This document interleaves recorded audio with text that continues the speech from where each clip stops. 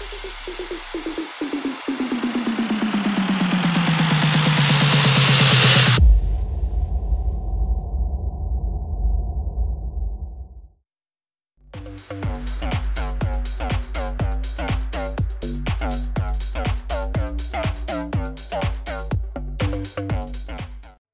welcome back. In this video, we're going to check out how to program FM bass hits.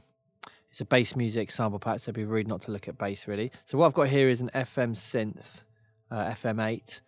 Just make it a default patch, which it is already. And we're going to use these operators to create a plucky FM style bass sound. It's the typical kind of bass music bass sound. So what I need to do to switch on this operator E, I just right click on it, and I can route it into operator F. So it's now modulating operator F. If I come onto the operators here, I want to do this so that it's got a ratio of 2. This means that the frequency of operator E is going to be an octave higher than that of operator F.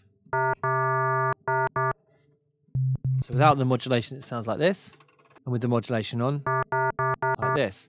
It doesn't really sound how we want it to sound at the moment. What I can do is use this envelope to make a kind of plucky sound for operator E.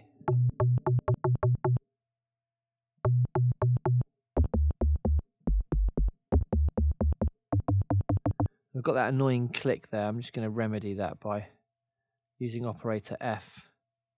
This envelope, just give it a bit of release. And now we've got a sound which has had that click removed.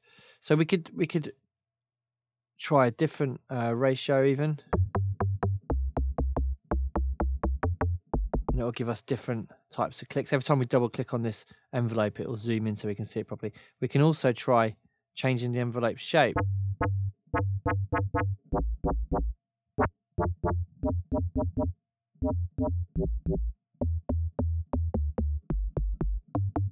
We can also apply modulation to E itself.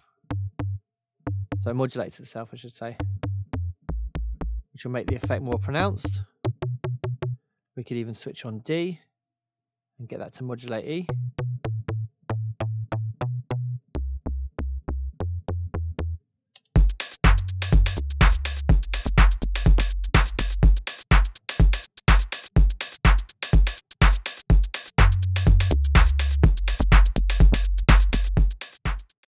So using those techniques, you can play around and create your own FM plucky bass sounds.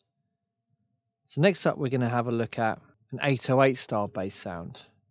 So what I've got here is just an instance of massive.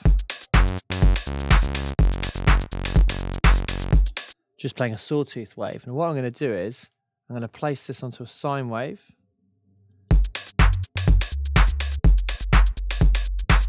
So it's playing a simple sine wave bass sound. I'm going to bring the envelope down of the amplitude envelope so we get more of a plucky sound like so. What I'm going to do is I'm going to apply envelope 1 to the pitch of the oscillator 1 here. Bring this up, try 1 octave to start with. And what this is going to do is it's going to cause the sound to fall from 1 octave higher to the pitch that we play on the keyboard, or the MIDI plays for us.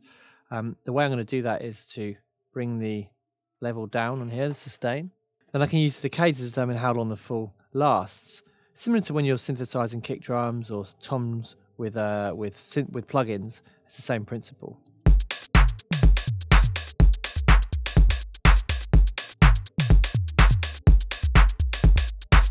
Okay, let's add some distortion to the sound.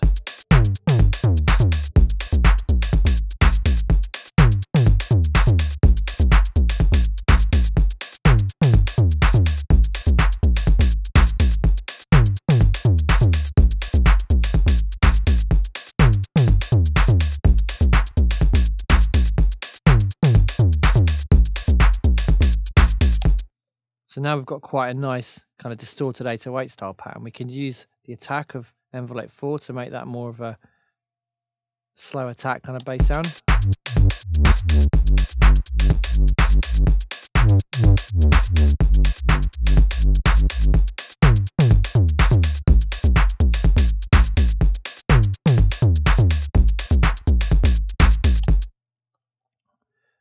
So you can kind of have variations of the bass sound as the track develops. You could have some with a slow attack, some with a more punchy attack, and that's the way you can add that little bit of interest for the listeners. So a track which is essentially repetitive for 4 or 5 minutes keeps people's interest.